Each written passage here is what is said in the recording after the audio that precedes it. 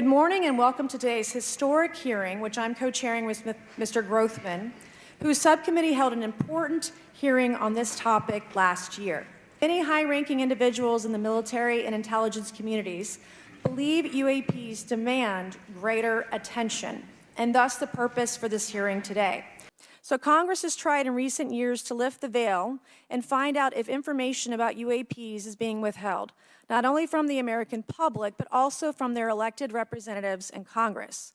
Part of the transparency effort was legislation created in the Pentagon, the Domain Anomaly Resolution Office, or AARO.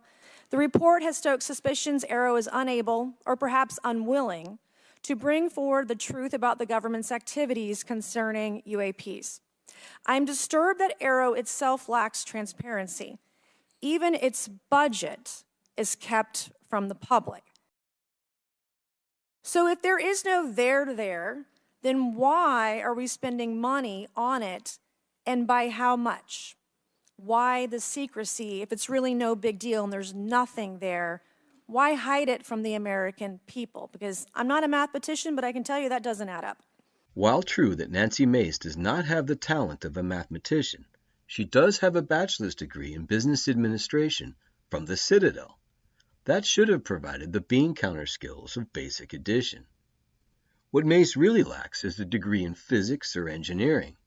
Nevertheless, it should be obvious why an unelected, educated elite would wish to keep wraps on UAP studies and reverse engineering programs from a fickle and judgmental American public and those that seek to harm it. Here's Stanton Friedman to school Nancy Mace with the simple fact that you cannot tell your friends without also telling your enemies.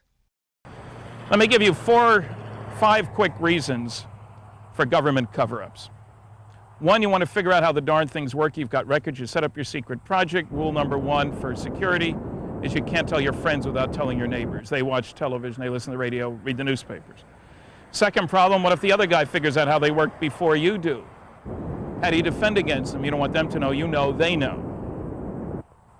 The third problem is the big one, the political problem. If there were to be an announcement tomorrow by highly trusted individuals saying, indeed, some UFOs are alien spacecraft, what would happen? I think church attendance would go up, mental hospital admissions would go up, stock market would go down, but I think the biggest thing that would happen is an immediate push on the part of the younger generation, never alive when there wasn't a space program, for a whole new view of ourselves, indeed, as Earthlings, instead of Americans, Chinese, Russian, Cuban, whatever.